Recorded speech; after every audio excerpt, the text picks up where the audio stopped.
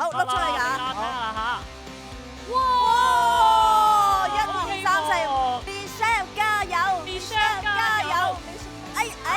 都有好中難係咪啊？唔可以咁大力啊！以熱烈嘅掌聲歡迎我哋兩位嘅器官捐贈日大使，我哋有衛詩雅 Michelle， 同埋咧就係張小倫大師兄嘅，有請兩位。好，有請兩位。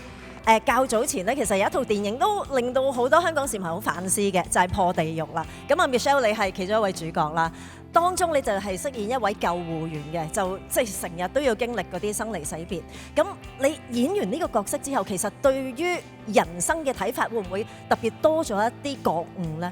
拍完《破地獄》之後，因為我哋都做咗好多分享。咁啊，其中一樣我好深刻嘅嘢咧，就係我發現原來咧，我哋好忌諱談論死亡。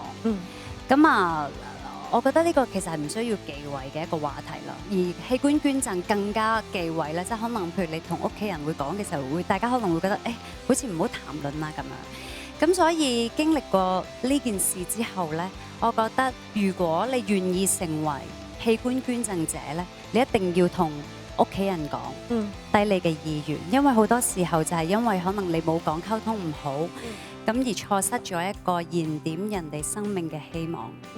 好啦，咁啊到阿小倫咯。平時同阿小倫傾偈多數都係一啲體育上面嘅話題啦。咁但係其實我覺得體育同你嘅人生真係即係分唔開嘅。咁你點樣可以令到生命更加有意義呢？for你自己。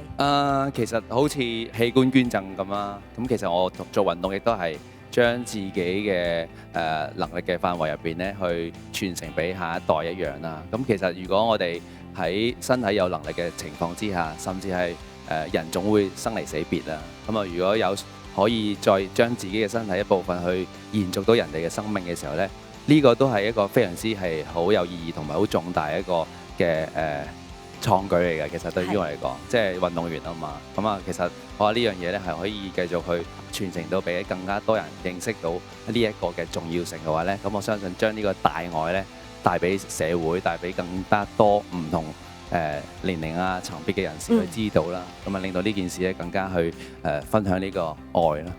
講得非常之好啊！因為咧，我哋少少一步咧就可以成就其他人呢一個嘅大愛啦，同埋幫到更多有需要嘅朋友。咁啊，最後不如咧就請兩位都呼籲一下，因為我哋今日器官捐贈日啊，不如等大家咧就多多支持。不如 Michelle 先啦。